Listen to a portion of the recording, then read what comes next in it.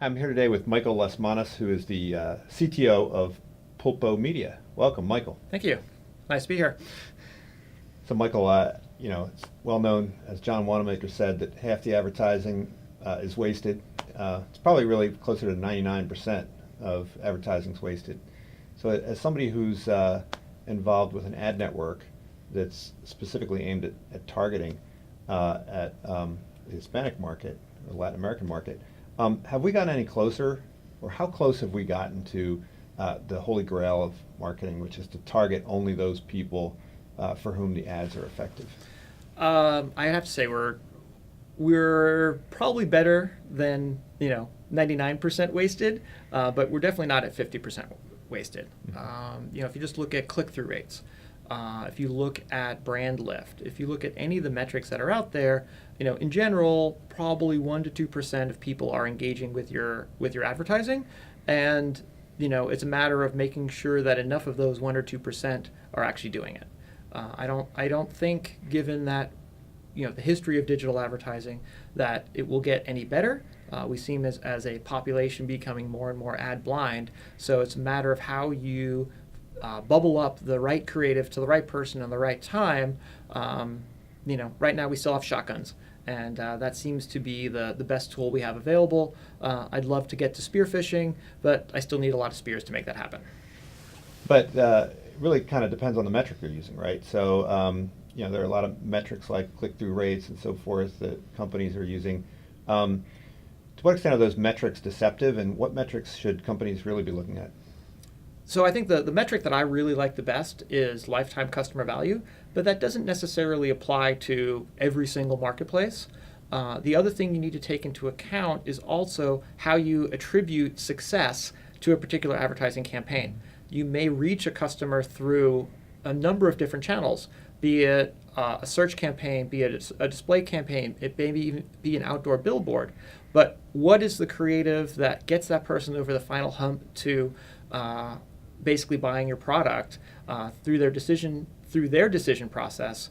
They may go out and do research. They may go out and look at competitor sites for buying this thing. They may go to Amazon and finally buy it too, and you get your revenue through an indirect channel. So in all of those cases, you as the marketer need to figure out what the right metric is for you, and I think customer lifetime value is the one that probably works for most people, but it's also the hardest one to collect.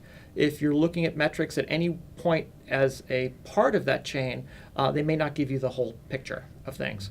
But I think also then coupled with that, you have to look at attribution for how you distribute that win across all of your different channels of how you touch a customer. Mm-hmm. So one of the biggest challenges in online marketing is cross-device identifier, keeping an eye on the same customer across all the different channels and all the different devices and all the different apps. Some people have said that we're kind of living in the 90s all over again because the customer is being refragmented by all the different apps and all the different devices. How are you and others in your space working to overcome this fragmentation? So I think there's two classes of people who worry about this problem, or who think about this problem. There's the people who want to know that you are you across every single device. It's going to be hard to beat the Facebooks, the Googles at that game. That's the social login token is currently the best way of dealing with cross-device identification. The other way to think about the problem is not worrying about that user across every single device, and think more about the context of that user when they're experiencing your campaign. If I see an in-app advertisement, I'm going to be in a very different mindset than if I'm browsing the web on my desktop.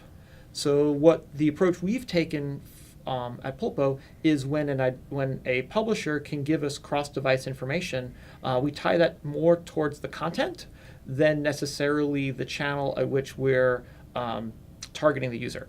From the advertiser's perspective, they tend to think of the mobile and the desktop world separately this way, and I think that also plays into the metrics where the world is fragmenting to the people who are staring at their smartphone all the time versus the people who still look at their computers.